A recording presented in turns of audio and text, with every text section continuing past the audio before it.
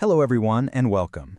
In today's explainer, we are diving deep into one of the most powerful and, let's be honest, most complex themes in your AM course, the incredible link between territory, memory, and who we are. So let's jump right in. We're going to start with this really profound question. It comes from the Uluru Statement from the Heart in Australia. Just take a moment and think about the weight of those words. 60 millennia. This single question challenges everything we think we know about history, about ownership, and about memory. Honestly, it's the perfect hook to get us started. And really, that question gets to the very heart of our AMC theme today. We're going to see how a territory isn't just, a piece of land on a map. No, it's something much, much deeper. It's the foundation of memory and identity itself. Now, for your baccalaureate, this framework is your roadmap. It's absolutely crucial. So, we're in Theme 2, Territory and Memory, and we're zooming right in on Axis 1, Territories, Borders, and Identities. In this session, we're going to unpack the real-world stories that bring this whole topic to life. So this is it. This is the central question that's going to guide our entire discussion today.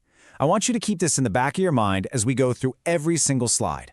We're going to unpack exactly how conflicts over land, some of which happened centuries ago, are still shaping how people remember and who they are right now. So here's our plan. Think of it as a story. First, we'll look at the initial trauma, which we're calling the wound. Then, we'll explore its lasting impact, the scars. From there, we'll examine the attempts to heal through language, through the word. And finally, and this is super important, we'll give you the tools, the methodology to analyze all of this for your exams. Okay, let's start at the very beginning. To understand any of these conflicts, we have to go back to the original wound. We have to look at the trauma of dispossession that has shaped so much of the history of the English-speaking world. And a key concept here, something you absolutely have to know, is terra nullius. Now, this is a Latin phrase. It means nobody's land. But this wasn't just an idea. It was a powerful legal and ideological weapon. By declaring lands in places like Australia empty, colonial powers basically gave themselves a justification to take them, completely ignoring the sovereign peoples who had been there for thousands and thousands of years. And this image, well, it shows us the brutal reality behind that legal term, doesn't it? It captures that very moment of contact that the whole idea of terra nullius tries to erase. This legal fiction just dismissed 60,000 years of history, culture, and law. And it was used to justify incredibly violent dispossession. And this pattern of dispossession, it's not unique to Australia. Not at all. We see very similar historical wounds among First Nations in Canada, and also in the long, incredibly complex conflict over land and sovereignty in Northern Ireland, a conflict born from centuries of British imperial rule. Right. But a wound like this doesn't just disappear over time. It leaves scars. And those scars are passed down through generations. They become an inheritance of memory. To really analyze this, we need another key concept for our toolkit: post-memory. It's this idea that trauma can be transmitted to generations who didn't experience it firsthand. It's like inheriting a story that's so powerful, it actually becomes a part of your own memory. You feel the emotional weight of that history, even though you weren't there. And here we see a devastating contemporary scar. This quote directly connects the historical wound of colonization to a modern crisis, the mass incarceration of Aboriginal people in Australia. This makes it so clear. This isn't ancient history we're talking about. It's a living, breathing consequence happening right now. This image is just so stark. It forces us to confront the human reality behind that statistic. This is the tangible result of dispossession and systemic inequality. Every empty cell represents a life, a family, and a community that's being affected by this inherited trauma. These scars of post-memory also deeply shape identity. Think about the children of Northern Irish parents who grew up in England. They inherit what's called a narrative inheritance. They didn't live through the troubles themselves, but the stories, the tensions, they shape who they are, often leaving them trying to navigate this really complex identity, feeling caught somewhere between being Irish and being British. So with these deep wounds and these lasting scars, how does a society even begin to heal?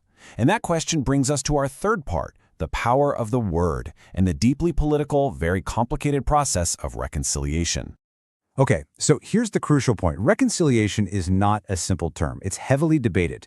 On one side, it's seen as a genuine path to healing, to justice, but on the other side, it's seen much more critically as a state-controlled idea that can actually hide the fact that the underlying problems haven't really been solved.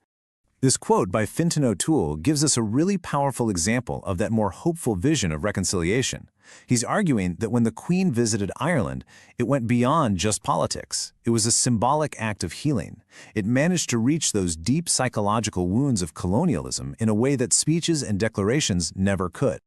But then, you have to contrast that immediately with this. This is an incredibly powerful statement from Wet'suwet'en land defenders in Canada, and it offers a completely different perspective. For them, reconciliation is a dead word. It's a hollow promise used by the state to continue colonial practices, like resource extraction, often by force. All right, we've explored the history, the memory, the politics. Now, let's shift gears to something that's absolutely vital for your baccalaureate. How do you build a powerful analysis of these documents yourself? To really succeed in your analysis, you need a simple but incredibly powerful tool. It's the PEA method: point, example, analysis. It's that simple. First, you make your point, a clear, strong argument.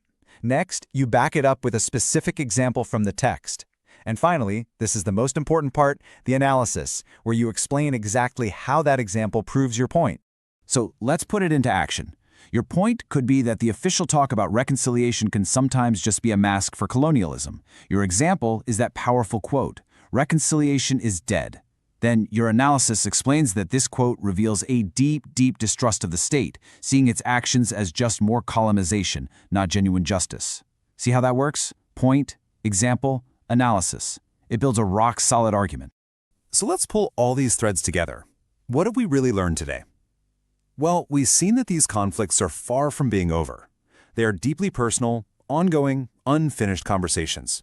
And here's our answer to that guiding question we started with. We've seen that territory is completely inseparable from identity. We've understood that the wounds of history are inherited through this concept of post-memory. And we've learned that reconciliation is not some easy solution, but a field of intense political struggle. And that leaves us with one final, critical question for you to take away and think about.